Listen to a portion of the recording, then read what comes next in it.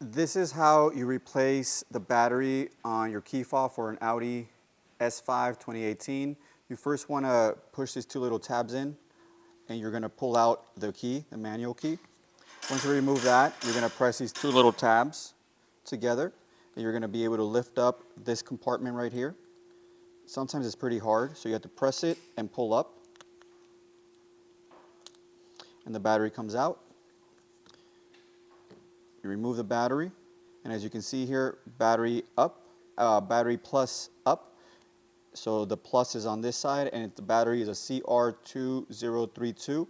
So plus side going down, put it in there. You put the battery back in. Make sure it clips in. You put in the key, and then to test it, you press it, and you can see a little red light at the top. Thank you so much.